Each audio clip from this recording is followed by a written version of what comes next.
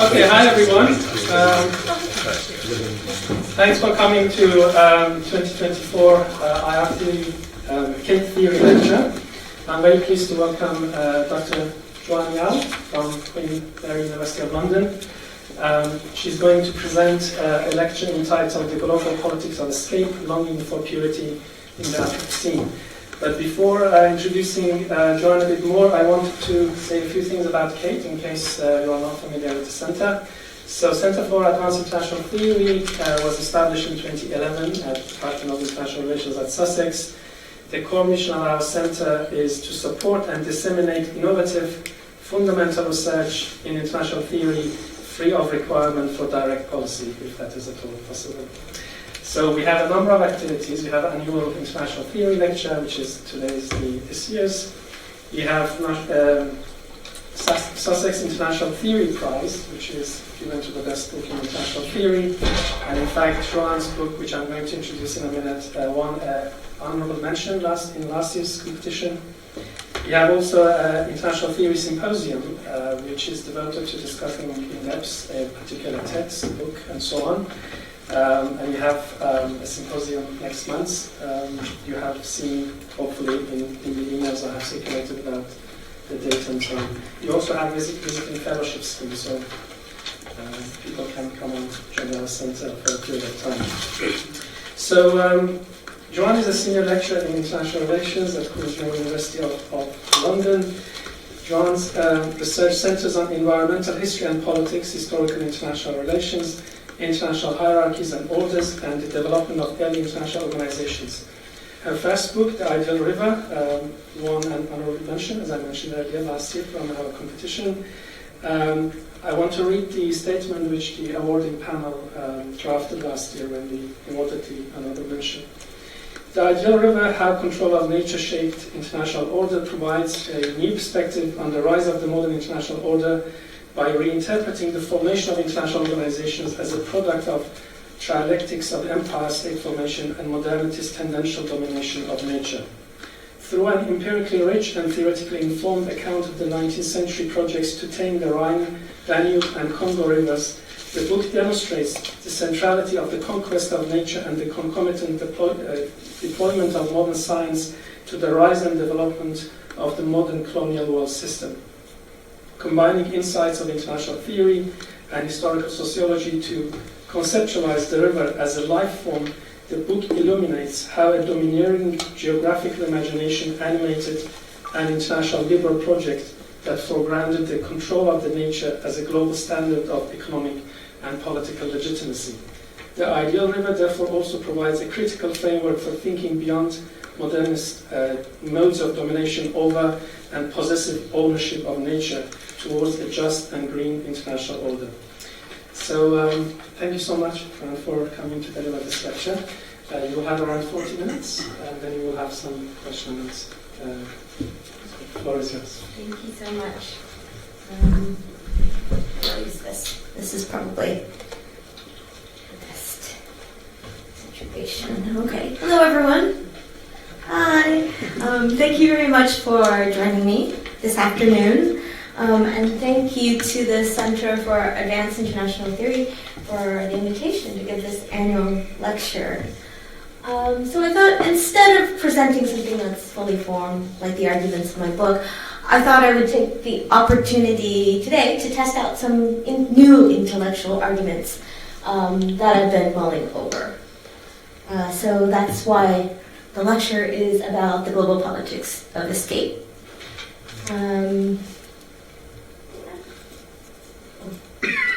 Okay.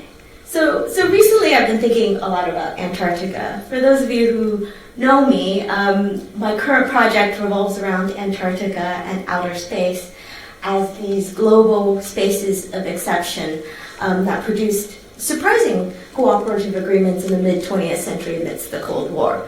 The larger project investigates why and how this happened. But part of what I'm interested in is why these spaces are so attractive to our collective imaginations. And I think part of this, I'm constantly reminded by my colleagues at Queen Mary, is penguins. So I always make sure to include some pictures of penguins in my PowerPoint slides. They're always a good crowd pleaser and a distraction. But part of this is that there is something about the alien beauty of Antarctica that draws us in and holds us spellbound. So historian Stephen Pine describes the white emptiness of Antarctica as a place that strips whoever approaches it to its most elemental form, an imperfect mirror that reflected back the character of the person and civilization that gazed upon it. Here Pine describes perhaps a heterotopia of sorts, what Foucault called countersites, where commonplace spatial and temporal logics are simultaneously represented, contested, and perhaps inverted. A good representation of this, writes Foucault, is a ship. So a ship is like a floating piece of space, he writes, a place without a place that exists by itself, untethered from the rationalities that dominate society elsewhere. Of course, imagined heterotopias don't just emerge out of thin air. They are constituted by us for a purpose, and through particular historical processes, and there are political consequences for their allure. So in this lecture, I want to explore what that allure might be. If Antarctica is indeed such an imperfect mirror, what does it tell us about our civilization that has gazed upon it?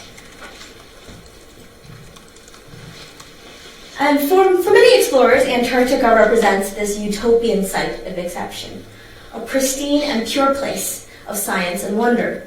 It is cold and forbidding and deadly, but there's something fascinating about the endless white expanse.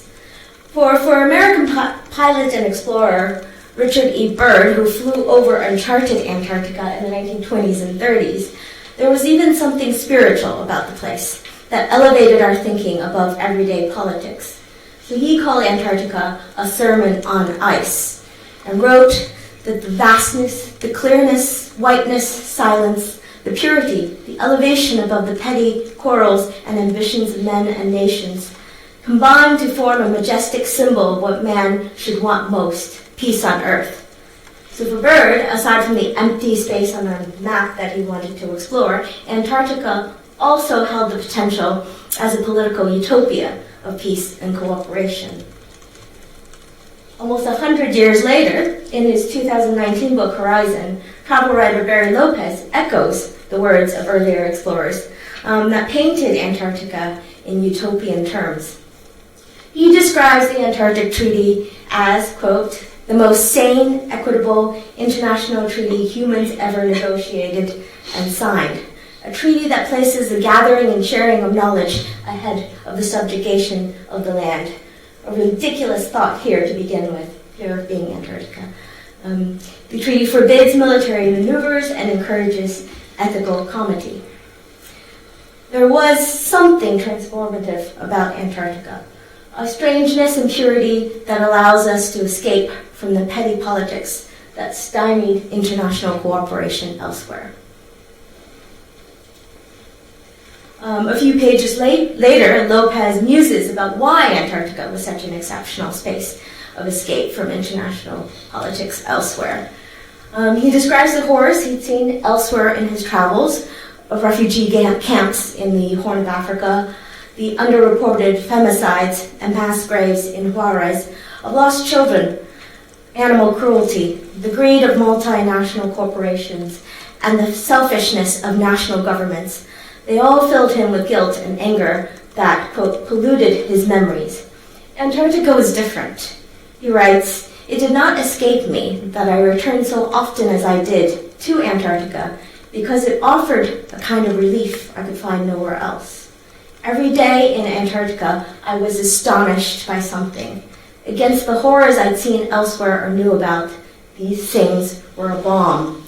I wanted to respect and absorb the experience. I wanted to give it away to whoever might need it.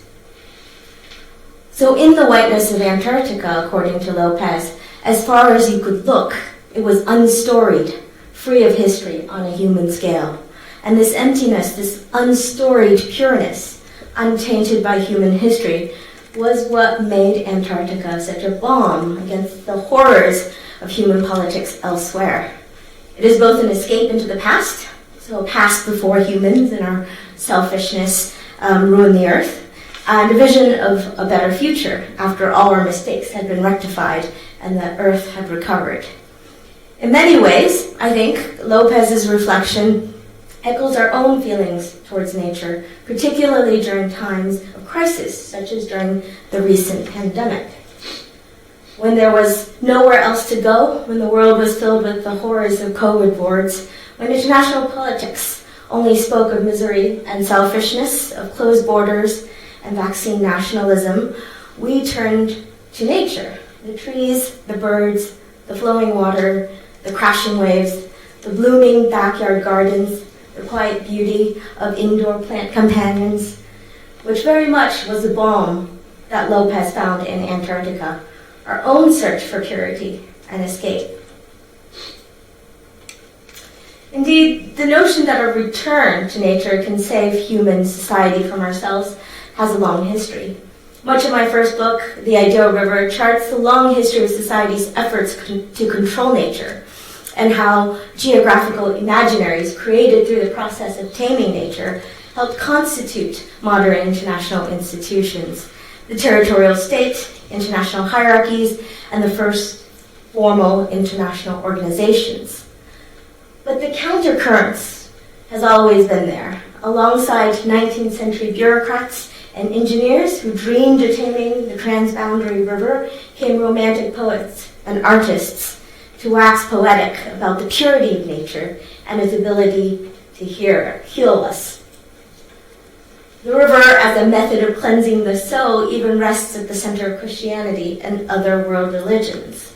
This is one of the fantastical golden mosaics of the baptistries of Ravenna. For those of you who ever visited Ravenna, they are amazing.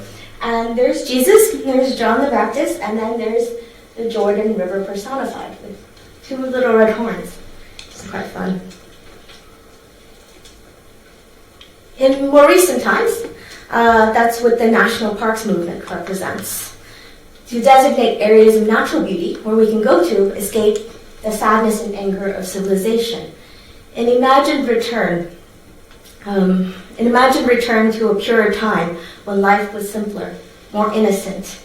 At least that's what the imagery beautifully rendered is in the prose and Ansel Adams's photographs. As John Muir, one of the founders of the National Parks Movement in the U.S., wrote, "Thousands of tired, nerve-shaken, over-civilized people are beginning to find out that going to the mountains is going home, that wilderness is a necessity, that mountain parks and reservations are useful, not only as fountains of timber and irrigating rivers, but as fountains of life. Awakening from the stupefying effects of the vice of over-industry and the deadly apathy of luxury, they are trying as best as they can to mix and enrich their own little ongoings with those of nature." This vision of escape is alluring, but if we look closer, we will see that this view of nature, I think, is just as instrumental as the taming narrative of how nature is imagined. In this narrative, nature is imagined to serve a human purpose. Nature as something perennial, crystalline, frozen in time, a time capsule sanctuary that will cure us of the ills of civilization and international politics. It is an antidote to the boardrooms, the war rooms, the courtrooms, and the negotiating tables that perhaps saturate the suffocating petty politics of humans. In this way, it reinforces the separation between humans and nature. Instead of a unidirectional relationship of taming, it becomes this inverted relationship of salvation. This longing for escape to a pure imagined nature is understandable, particularly amongst the often gloomy politics of the Anthropocene. Visions of collapse, apocalypse, and polycrisis swirling around us, a dark human hubris, a world-spanning Frankenstein whose ingenious creations now threaten to destroy us. We want to look into the vast scales and deep time of nature and to find solace, if not an answer. But I think intellectual and political dangers lay hidden in our desire to escape civilization through this longing to return to a pure nature. Here, I want to start to explore perhaps two ways of thinking through these dangers. First, the longing for escape through the purity of nature naturalizes existing social hierarchies that maintain maybe the separation between the inside and the outside. The key to nature as the perfect place of escape, the balm for civilization's ills, rests in its purity.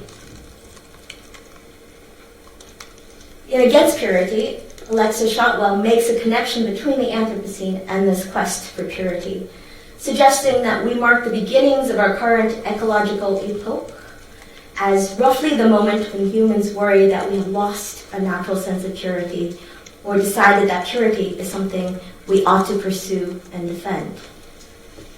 Well, what does this imagined purity imply? Well, it implies an accepted order to things and defined spaces and hierarchies. As anthropologist Mary Douglas's Purity and Danger argues, dirt is simply matter out of place.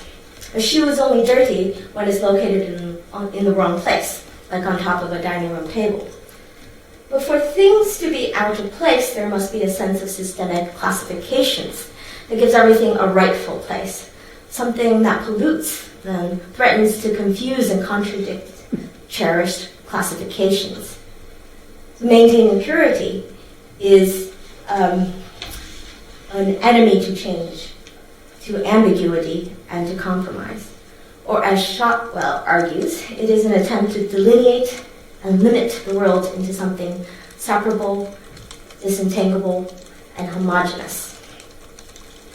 What this vision of nature misses, as Maria Langones contends, is that the becoming of the order that is the becoming of that order is a historical process of domination in which power and ideology are at all times changing into each other.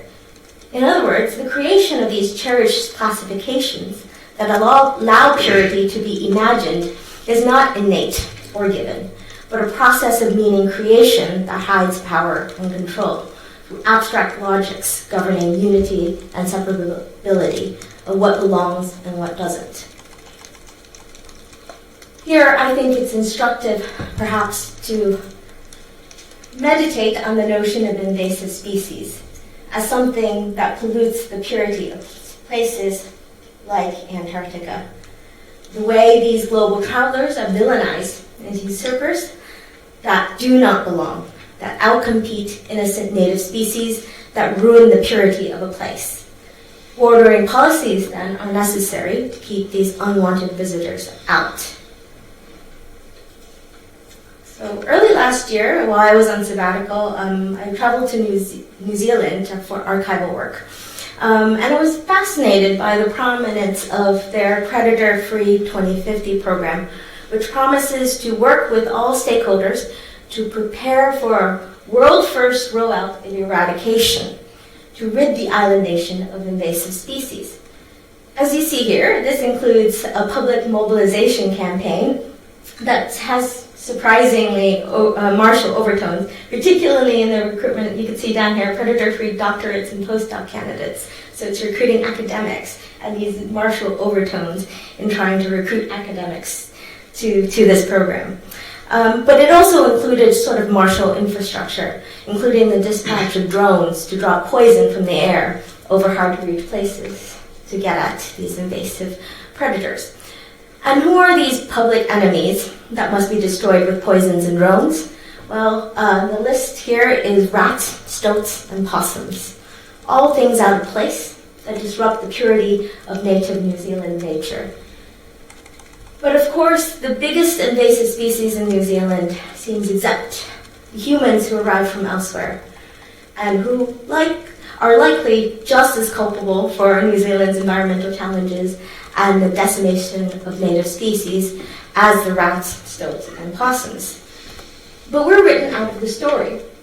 Or rather, we're written out of the logics of the story, and instead given a godlike role as arbiter of life and death inside and outside, native and invasive. The human then exists in this narrative as separate from nature, outside of its logics and its consequences. And what I find really troubling about this and other efforts to put things into their delineated hierarchies and orders is the depoliticization, the framing of these programs as technocratic and scientific affairs beyond the reach of petty political infighting as we collectively work towards the restoration of nature. So for me, this depoliticization allows the logic of purity as preventing things out of place to quickly extend to people out of place, as far-right movements around the world have quickly done, characterizing immigrants as invasive species that should be kept out and dealt with for the health of native populations and the purity of the homeland. Now, this isn't to suggest that all efforts to manage invasive species necessarily leads us to anti-immigration policies or eugenics, but to point out and to reflect on the slippery logics hidden in our longing for purity as an escape from politics. And here we might also think about Elon Musk. The Elon Musks of the world, who offers a different type of technocratic escape.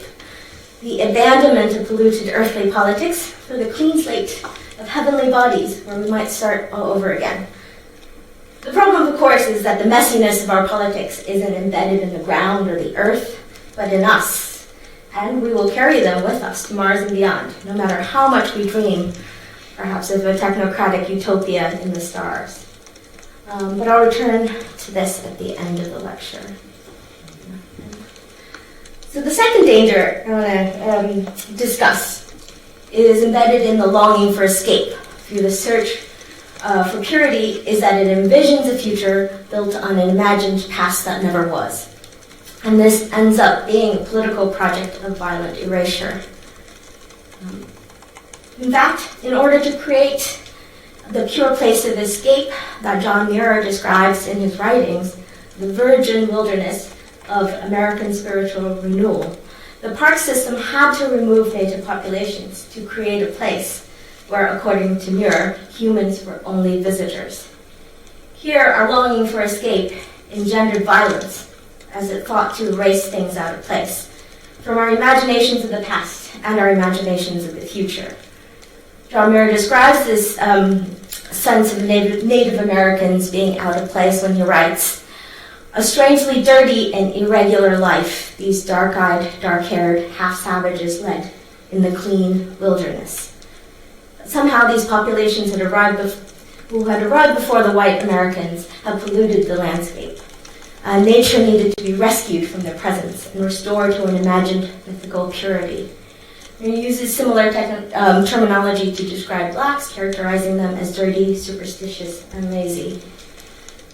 For Madison Grant, another pioneer in U.S. conservationism and one of the founders of the National Park System, extolling the beauty of nature continued seamlessly into the rhetoric of eugenics.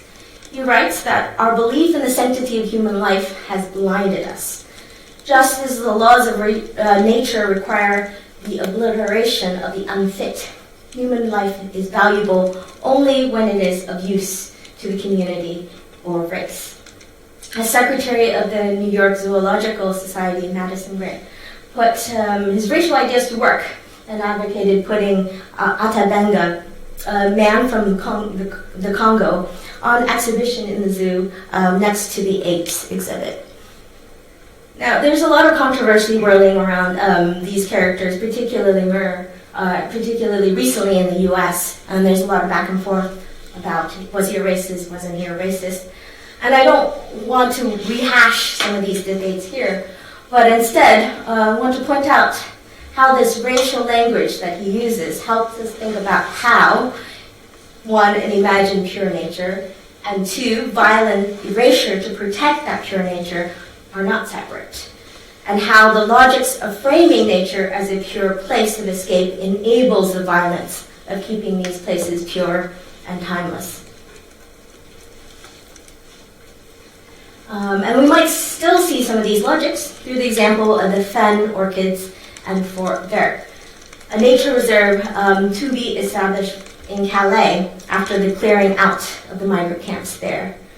So in October 2016, after the camps were disbanded, the French Interior Minister visited Calais and told journalists the dismantling was a successful operation and that it will now continue with an ambitious project to return this territory back to nature, to ensure that it benefits the environment, and especially to make sure that there will be no new encampments in Calais. The reserve would be home to migrating birds, beautiful wildflowers, and rare plants. And in particular, it would allow the renaturing of the endangered fen orchid. What is left unsaid is what is absent: migrants. And the function of this reserve, as what Hannah Roman concludes as a border technology to keep the unwanted people out. Efforts to return Calais to nature, to restore the fen orchid and its pristine habitat, also implies erasure of past stories of struggle and oppression in the jungle, and of a future where a perennially pristine state would be maintained and where the unwanted and impure might be kept out.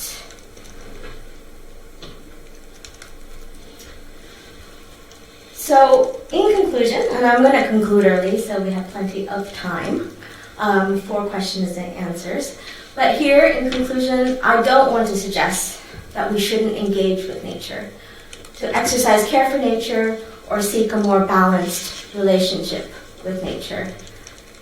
But instead of seeing nature as a timeless place of escape, I'm advocating for starting with what Anna Singh calls a contaminated diversity.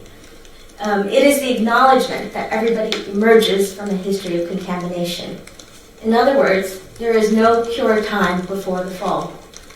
Instead, we live as implicated survivors in the violences of the past, even violences we repudiate. And that must be our starting point. I think we need to apply the same logics to our imaginings of nature. Nature is not perennial and pristine, static and unchanging. It is dynamic, full of violence and entanglements. And we have always lived in violence and entanglement with nature, as part of nature. We are not exempt. So recognizing a starting point of impurity, of miscegenation, of entanglement, of contamination, in some ways is freeing in that it allows us ethically to move forward rather than chasing the violent, mythical dream of a return to purity. As Alexis Shotwell writes, living purely is impossible. The slate has never been cleaned. We can't wipe off the surface to start fresh. There is no fresh to start. All there is the possibility of acting from where we are. She goes on to argue, being against purity means that there is no primordial state we might wish to get back to, no Eden we have desecrated, no pre-toxic body that we might uncover through enough chia seeds and kombucha. There is not a pre-racial state we can access, erasing histories of slavery, forced labor, colonialism, genocide, and the concomitant responsibilities and requirements. Instead, if we look again, perhaps, at the imperfect mirror of Antarctica, we might realize that we have always been polluted and impure, and there is no escape from ourselves. Once that becomes the starting point, I think, then the real work can begin of asking questions about how to create better, more just politics that builds on our contaminated diversity to make a better world. Thank you very much. More people.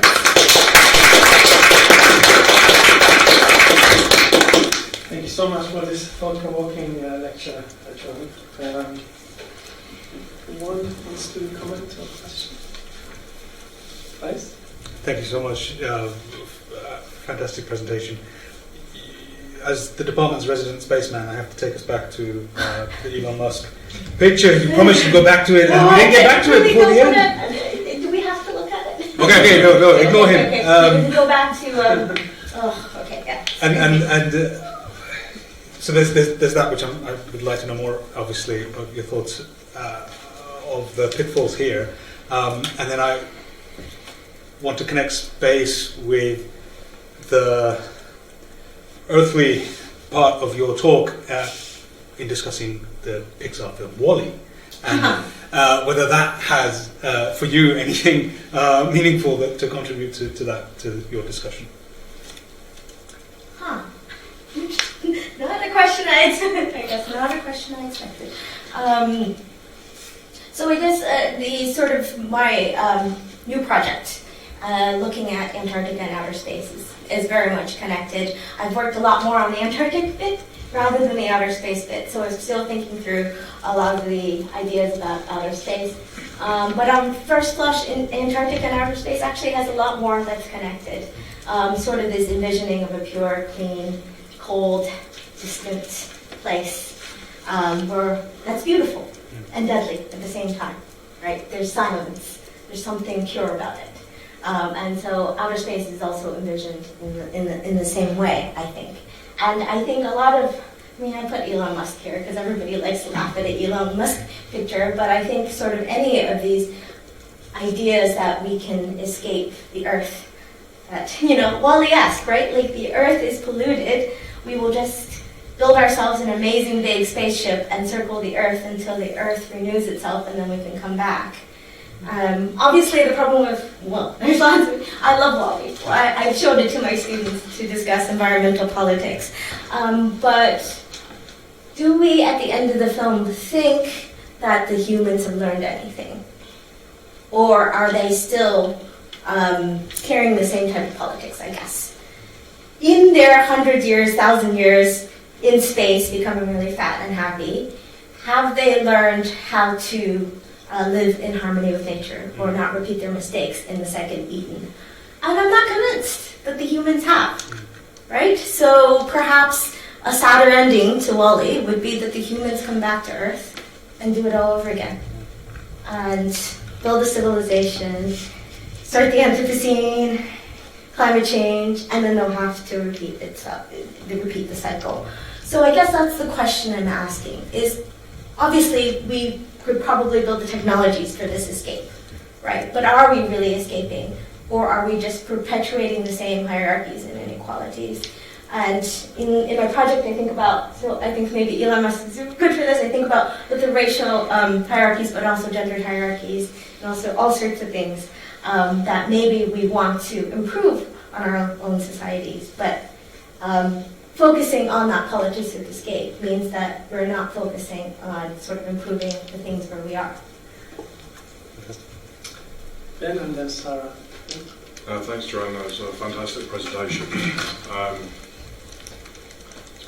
So, towards the end, you talked about how we're contaminated and we can't. The idea of purity is dangerous. It's binary and creates this kind of false hopes and necessary erasures and stuff like that. And I agree with that. But don't you think there's a risk of, you talk about us and humans and stuff like that, whereas my understanding is that capitalism did most of this damage. I mean, and in the sense that it's dispossessed most people from the earth. It privatised the land, so we've been pushed into cities and, the metabolic rift, the idea that we are, that everything is subordinate to capital accumulation, I mean, that is possible through the dispossession of the land. So surely the first step, or one step, should be thinking about how we can get back hold of the land and we can get access to and kind of common ownership again in some way with that. But what I also really liked about your presentation is that you cautioned against this idea of just going back. Obviously, I'm not saying go back to pre-capitalism and as if that was a pure state at all. So I take that point, and that's very important. It's quite dialectical. You're not some kind of romantic, let's go to the great past. No. But at the same time, going forward doesn't necessarily mean, I think, confronting that dispossession and overcoming it and addressing it. Thanks, Ben. Well, thank you very much for that. I agree. with your comment, actually, so thank you very much. I was joking with Ida earlier that I forgot that I was coming to Sussex, and last time I came to Sussex, I was asked a lot about capitalism. The book doesn't really talk about capitalism, and I forgot to apologize. This presentation also doesn't talk about capitalism, so apologies, Sussex. It's just not what I work on. But no, I would agree that yes, we need to address capitalism. Capitalism is, I think, or at least sort of what capitalism does to the relationship between humanity and nature. And I think capitalism is key to sort of elevating the dynamics we're talking about, elevating humans above the logics of nature, that somehow we're exempt from everything. I think capitalism is key to that. And yes, exactly, I think your point is well taken, that it's in imagining the undoing of capitalism, I'm cautioning against a return to some pure pre-capitalist utopia, I guess. And instead, I'm pushing for us to recognize our complicity and contamination within capitalism, because I think all of us like some things about capitalism, right? We like, not like the system of capitalism, but we like some of the things, the benefits of capitalism, right? And I think it's impossible for us to disentangle from ourselves from that, We like having, being able to buy something at the click of a button, or being able to order food at the click of a button, or like some of the things that we get. It's just an affective positionality of where we are. It doesn't mean that we should love capitalism, but it does mean that we have to recognize our complicity in that. And then I think that's the starting point for moving forward, to think about, okay, well, instead of going back to a past where land was held in common, can we go to a future where land will be held in common, right? So how do we move forward rather than going back? Sorry. Thank you for the fantastic presentation. My question is about the purity of these imaginations of purity in a way, because it kind of, I think the way you were kind of bringing all these potential narratives of potential imaginations of purity under maybe this kind of rather maybe homogenized kind of, I would say, category of narratives that are producing, which I totally understand. But the thing is that if there is a hierarchical order that is being reproduced perpetually by construction of its absence, basically, that purity, then basically there must be, which as I think there are, different imaginations of purity depending on where people are standing in that hierarchical order. And even within the existing kind of bodies of political theory, I mean, as you were talking, I was thinking that we have the image of Garden of Eden as a pure image, and even that is not we can't say that just there is one image of that, right? Depending on whether that Garden of Eden has been imagined by the elite, by the ruling, that is portrayed by them, or it is actually the instrument of the oppressed to imagine their better future. And then from there we are coming to like Rousseauian image of a state of nature, and then we have social ecology and all these different, and many different narratives of, I think nowadays at least, there are many different narratives of purity, and I was wondering whether you are kind of accounting for them, or whether you are specifying what form of purity it is that you are talking about. Thank you very much for that question. Yes, as I said at the beginning of this lecture, these are just beginnings and musings, arguments I wanted to work through. So thank you very much for asking that question and for forcing me to think about sort of the different narratives of purity. But I think when we talk about imaginaries, when we talk about sort of idealized visions of things, there are always going to be different versions. And particularly, as you mentioned, given where you stand on the different sort of power hierarchies. Well, what I'm trying to do here is to kind of distill something from it. And, this is something I am working on, to try to distill these discourses, if you want to call it discourses of purity or imaginations of purity, into some of the core elements of it, and to kind of at least challenge that longing for purity of different types. So yes, in the future, I think I should think about maybe nuancing it a bit, right? Different kind of imaginaries of purity from different perspectives, but I also don't want this argument to then divulge, to be pulled apart by those different imaginaries of purity, but to make an argument about, because I think there is something about the modern imagination about this long purity that is important for us to think about. Thank you so much. Just a couple of points, because as you said, these are developing ideas. So you mentioned Antarctica as a place of purity, but as I understood it, it was also a wild, it was seen as a wild nature, like Shackleton's challenge and expedition. And then for the last 15 years, there are these British explorers that are trying to cross to Antarctica individually, and the whole idea, like in these challenges, is not that they are searching for purity, but they are trying to like overcome this wild area.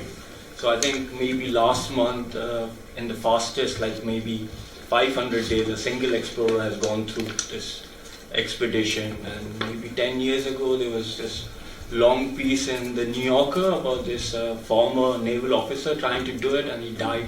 But the whole idea was how people are always trying to overcome nature. So Antarctica was always seen, and I agree, on the other side you have these really expensive tourist places for like 5,000, I don't know, like 10,000 pounds, and you have a really nice retreat. And that's my next point, which is the idea of finding these places for like to find purity, like 5 or 2,000 pound yoga retreat in India is very class based, isn't like, and the migrants that you talked about in Calais, they are probably, like, some of them are from northern west side of Pakistan, which would be considered a pure serene area, but they are moving away from that area. They are coming back, coming to these areas which are now considered contaminated for people who can afford to go back to pure areas. So there's this also class dynamics, and maybe connecting to the Disney film, Pixar, now owned by Disney. I think another movie that might be very useful for you would be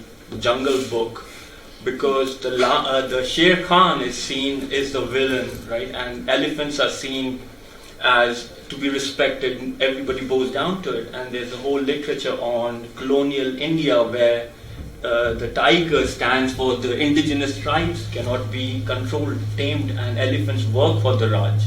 And all these 1890s, all these laws came in where you are protecting the elephants and killing the tiger, and Rudyard Kipling's book comes out at the same time. So this is all, like, nature has always been seen as wild and pure, depending on who it works for. So they're just some of the ideas. Well, thank you very much for those thoughts. Yes, so in my exploration of Antarctica, it is a battle against nature, right? But that's what makes it pure. So a lot of the descriptions, I've read descriptions of these explorers who go, it is framed as this pure fight against nature, right? In fact, there's a great quote, which I don't have here with me, but after World War II, one of the explorers who went to Antarctica said that going to Antarctica was, after the fighting Nazism, this was a pure fight against a clean enemy, right? So the way that this fight is envisioned has this pure element to it. It's a test of character at its purest, right? So, and I think that element is still there for those people who just want to walk single, by themselves, dredging a sleigh across the whiteness. There's something about the test of character that is pure, that is almost trying to recover themselves from the sort of ills of civilization, that it's too complicated elsewhere. That this, I know exactly what I'm fighting and what I'm doing and how to achieve it. So it's almost a pushback against the complexity elsewhere. And I think those elements are there, and part of the project is also that it's gendered, right? It's classed, but it's also gendered in this particular way. And the way that the sort of early explorers of Antarctica framed it is, it was almost sort of like, it's like Peter Pan. It's a return to boyhood. The way that these men were bonding together in these huts of fighting against the cold and the dark and the wilderness of nature is they reverted to, being boys and doing boyish things, right? So there's a gendered aspect of it. At the very beginning, women did apply, you mentioned Shackleton. The women, there were women who wrote to Shackleton, so they wanted to come. We are just as sporty as the boys. Can we come on this expedition? And he wrote back and said, no, women are not allowed. So sort of these gendered hierarchies are embedded in it. Tourism, you mentioned, and my project does want to include something about tourism, both to Antarctica and outer space, right? That's something that kind of combines the two together, right? This sort of the commercialization of these pure spaces, right? Go to Antarctica. If you look at any of the ads of these really expensive cruises to go to Antarctica, it's about purity. It's about stepping where no one has ever stepped before. As if, the 500 other guests on the cruise and the other cruise boats aren't there with you. The same, I think we can see some of the same narratives in tourism, merging tourism to outer space. It's going to be even more expensive, I think. But it's about the purity and the wonder and getting away from civilization. And maybe the pure, clean fight against nature, of it being technocratic and scientific and full of wonder. That is very attractive and could potentially be very lucrative. I'll have to think more about Jungle Book. I'm not sure what to say about that, but I'll think about it. Thank you very much for that. Thank you. I think we have 10 minutes and 3 people waiting, so yes, please. Thank you so much for your talk. Just to respond, maybe add on to what Ben was saying, I think listening to your fascinating discourse, one of the ways I think that an analytics of purity, if you like, can highlight capitalist tendencies today is through the phenomenon of carbon sequestration and the production of kind of spaces where carbon credits are issued on the basis of rainforests or whatever. And we see in certain of these cases that native populations are subject to new forms of dispossession. So I'm thinking that that's quite an interesting kind of hallucinatory state of affairs. But I guess my second question would be to pick up on something you were saying at the end about starting from impurity. Isn't there a risk that if we stay with impurity, if we listen to Donna Haraway or Dan Singh, that we end up fetishizing impurity and we settle for impurity.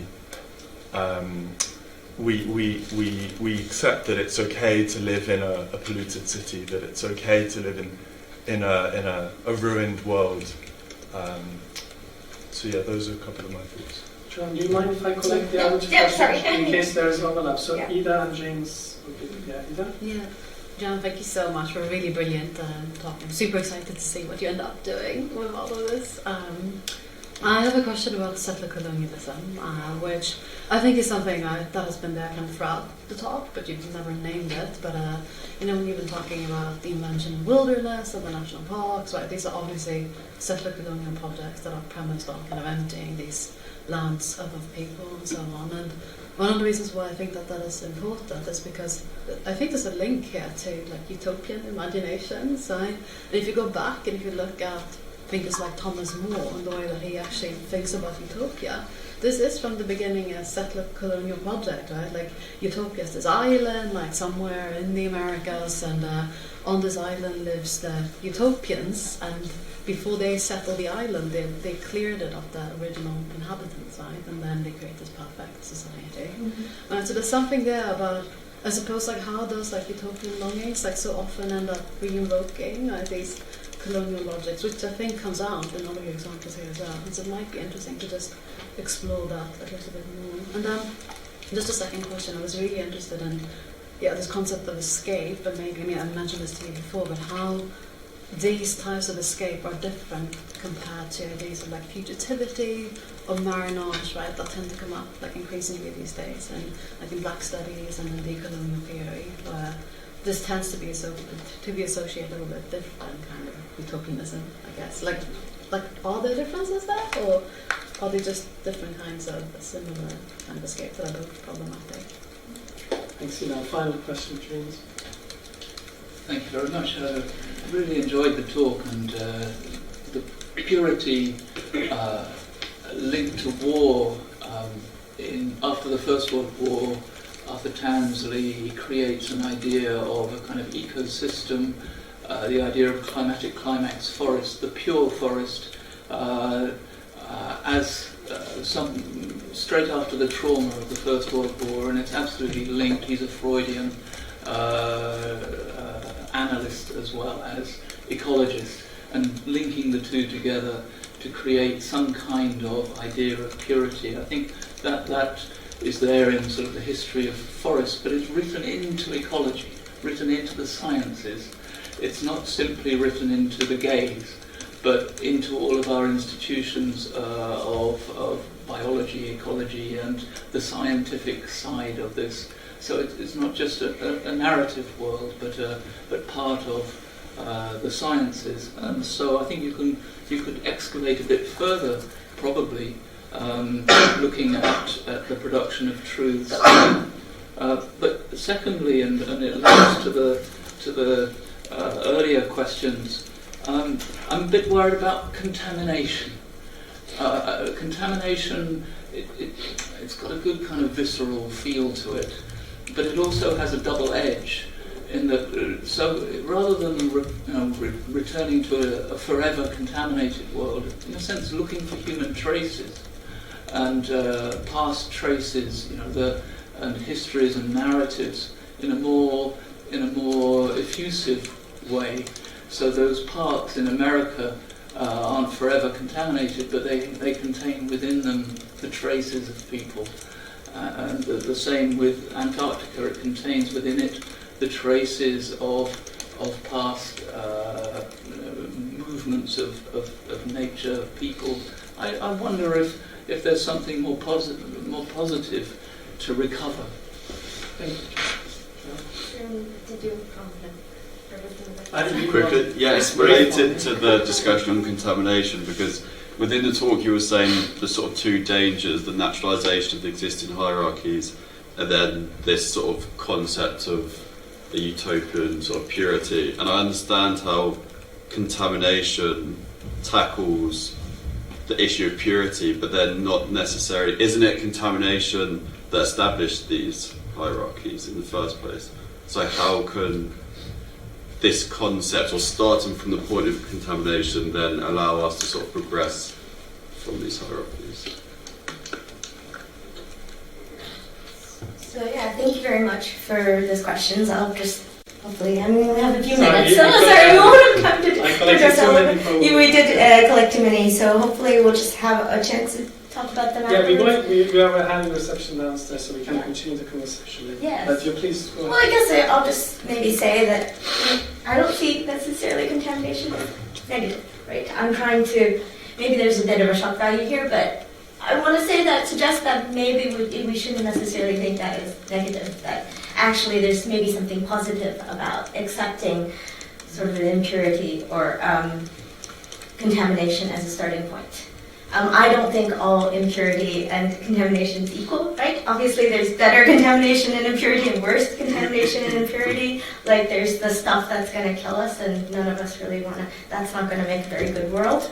But then there's also, but I guess what I'm trying to get us to look at is the idea that we're all complicit or contaminated already, and that there isn't a pure time before that we can go back to. So we have to start from where we are and build from that, right? And that hierarchy is the whole thing, right? Again, it's about not necessarily envisioning some pure time before the hierarchies. But yes, maybe hierarchies and contamination are interlinked, but we're also products of those hierarchies and contaminations, and we have to recognize that. It's given us privileges, and it's given us things that we are part of, so we can't deny that. And moving backwards, at least trying to argue, isn't an option. I mean, I think the second thing, first it's that purity reinforces the existing orders and hierarchies, but second is that the pure place before never existed, and to actually create that pure place before or after is violent. And so that's what I'm trying to get at, is that it never existed, and sort of this mythology that it did is what's problematic. And settler colonialism, yes, we can talk about that later.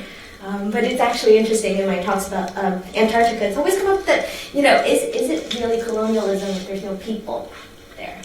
And of course the answer is yes. It's still, we can maybe even call this other colonialism without there being people to dispossess. So I think that's really interesting to think about. So thank you very much, everyone. Thank you.